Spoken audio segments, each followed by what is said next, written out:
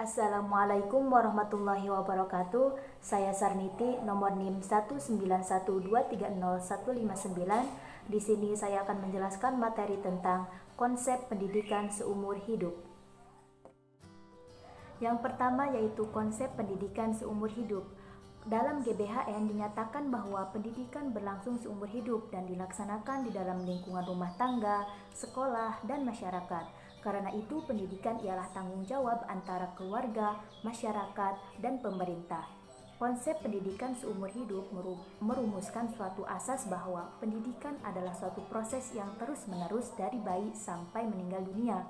Konsep ini sesuai dengan konsep Islam yang tercantum dalam hadis Nabi Muhammad SAW yang menganjurkan untuk belajar dari buayan sampai liang lahat. Belajar seumur hidup adalah belajar terus-menerus dan berkesinambungan dari buayan sampai akhir hayat, sejalan dengan fase-fase perkembangan pada manusia. Oleh karena itu, setiap fase perkembangan pada masing-masing individu harus dilalui dengan belajar agar dapat memenuhi tugas-tugas perkembangannya. Maka, belajar itu dimulai dari masa kanak-kanak sampai dewasa, bahkan sampai akhir hayatnya. Selanjutnya yaitu tujuan pendidikan seumur hidup. Tujuan pendidikan seumur hidup dibagi menjadi dua. Yang pertama yaitu mengembangkan potensi kepribadian manusia sesuai dengan kodrat dan hakikatnya, yakni seluruh aspek pembawaannya seoptimal mungkin, sehingga secara potensial keseluruhan potensi manusia diisi kebutuhannya agar berkembang secara wajar. Yang kedua yaitu dengan mengingat proses pertumbuhan dan perkembangan kepribadian manusia bersifat hidup dan dinamis, maka pendidikan wajib belajar berlangsung selama manusia hidup. Di dalam Undang-Undang Nomor 2 Tahun 1989, penegasan tentang pendidikan seumur hidup dikemukakan dalam pasal 10 ayat 1 yang berbunyi, penyelenggaraan pendidikan dilaksanakan melalui dua jalur, yaitu jalur pendidikan sekolah dan luar sekolah. Jalur pendidikan luar sekolah dalam hal ini termasuk di dalamnya yaitu pendidikan keluarga. Pendidikan keluarga merupakan bagian dari jalur pendidikan luar sekolah yang diselenggarakan dalam keluarga dan yang memberikan keyakinan agama, nilai budaya, nilai moral, dan keterampilan. Selanjutnya, saya akan menjelaskan tentang dasar-dasar pendidikan seumur hidup. Berlangsungnya pendidikan seumur hidup didasarkan atas berbagai landasan, di antaranya yang pertama yaitu dasar-dasar filosofis.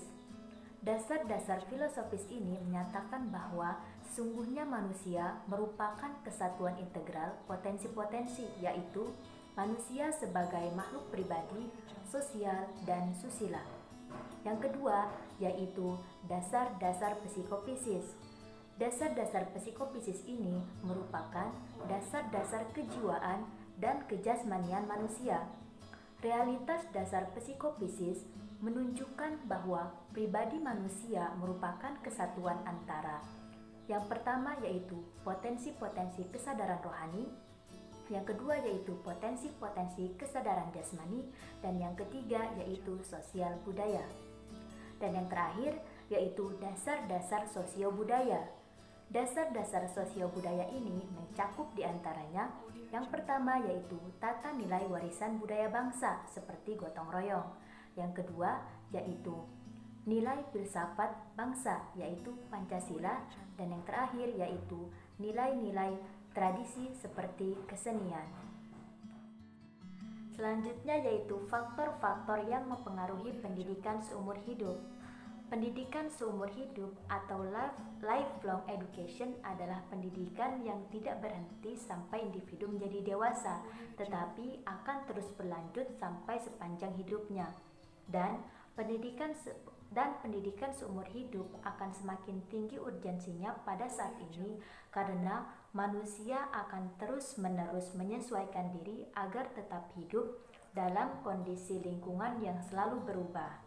Dan faktor-faktor yang mempengaruhi pendidikan seumur hidup diantaranya yang pertama yaitu kemajuan ilmu dan teknologi, yang kedua yaitu produk-produk teknologi yang perlu kita pelajari karena terkait dengan alat-alat kerja bagi mereka yang menggunakan alat teknologi, dan yang terakhir yaitu perubahan sosial akibat dari majunya ilmu dan teknologi. Kemudian, sehubungan dengan belajar seumur hidup akan dikemukakan tugas-tugas perkembangan pada masa dewasa awal, setengah baya, dan orang tua untuk memberikan pengalaman hidup yang sesuai yang berkaitan dengan belajar seumur hidup. Dan tugas-tugas perkembangan itu adalah yang pertama yaitu tugas perkembangan pada masa dewasa awal, di mana kita memilih pasangan hidup, kemudian bertanggung jawab menjadi warga negara yang baik, dan berupaya mendapatkan kelompok sosial yang tepat. Yang kedua yaitu tugas perkembangan pada masa setengah baya, di mana kita bertanggung jawab menjadi warga negara yang baik, menyesuaikan diri dengan perubahan fisik dan pertambahan umur, serta mengisi waktu-waktu luang dengan kegiatan tertentu.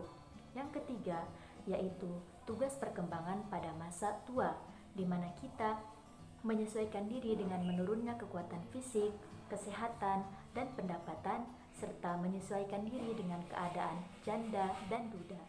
Tugas-tugas perkembangan itu nampaknya disiapkan untuk belajar sepanjang hayat, yang dapat dilihat dari adanya tugas perkembangan untuk orang dewasa, setengah baya, dan orang tua. Tugas-tugas perkembangan itu juga amat berguna untuk pendidikan di luar sekolah, di rumah untuk kehidupan rumah tangga, dan lembaga-lembaga yang ada di masyarakat. Dengan demikian, tugas perkembangan yang harus ditempuh melalui belajar tidak hanya pada saat masa kanak-kanak saja, tetapi terus berlanjut pada masa dewasa sampai masa tua. Dari sini jelas bahwa belajar berlangsung secara terus-menerus dan berkesinambungan sepanjang kehidupan seseorang. Mungkin itu tadi penjelasan dari saya mengenai materi tentang konsep pendidikan seumur hidup. Kurang lebihnya saya mohon maaf. Wassalamualaikum warahmatullahi wabarakatuh.